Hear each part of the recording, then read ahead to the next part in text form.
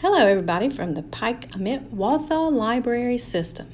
I want to show you today how to access our HOOPLA app. HOOPLA is an app that you can download on your phone, your tablet, or your computer, and you can check out ebooks and audiobooks online. It's very easy to use, user-friendly. What you do is you click on your app store, and in this search bar right here at the top, you type in HOOPLA, H-O-O-P-L-A, and you search. And then the HOOPLA app comes up. There's several others that come up, but this is it right here. And you want to go ahead and download HOOPLA onto your phone. Now, I love this app because there's so many books and audiobooks that you can get. And once you've borrowed your limit of 3, it will not let you borrow again until the next month.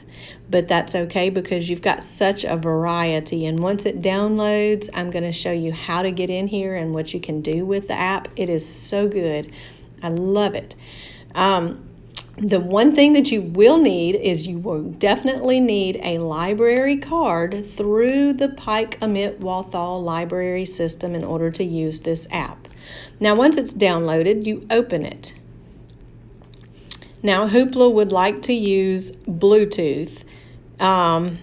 It configures with your phone and all that. I usually don't allow, but you can if you want to. Now, when you get to this point right here, it asks for an email and a password. Well, you haven't created your account yet, so at the bottom it says don't have an account, sign up. You click there. This is where you're going to put your information in. You need to put your email address and do it again. The email confirmation, that's this, put your address in again. And then you decide on a password, and then you put it in again, and then you click next.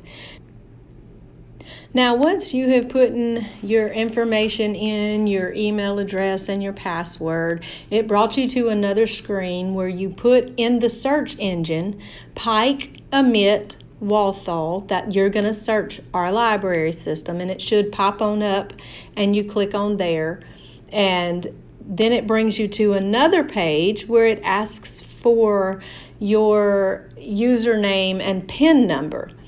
Now, the username is going to be your library card number, and it may even say library card number. But you put your library card number in, and then your PIN will be the phone number associated with your library card account. If you do not know the phone number that you gave us that is on your account, then you need to call us and we can tell you what phone number that we have for you, or just call us and update your account if you have a new number.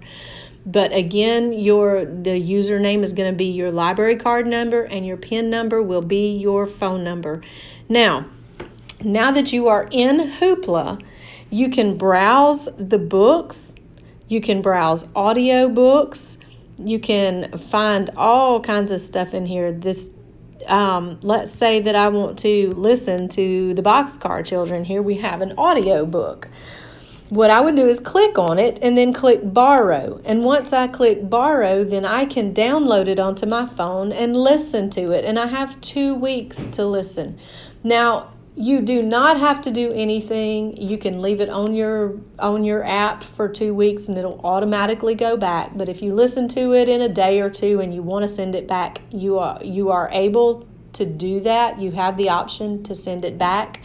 But there's really no point in doing that because it automatically goes back. Now, let's say that you, up at the top, see, there's audiobooks is highlighted, and that's what we're looking at. You can also look for ebooks, and the ebooks will come up. I personally love audiobooks. Now, you can also, at the very bottom, the magnifying glass on the right, search. And you can search by the title of the book. You can also search by the name of the book. I like Melanie Dickerson, and I'm going to search her. Now it's just a collection of Melanie Dickerson. Let's just search just her name. Now here we've got several ebooks. She's also got a lot of audio books. And let's just say that I want to listen to The Silent Songbird. But what if when I click borrow, it says that I've already borrowed my limit for the month and I have to wait until the next month to borrow again? But I want to get back to this book, but I don't want to have to search for it. All you have to do is click that little heart that says favorite and it turns red. Now you have favorited that book.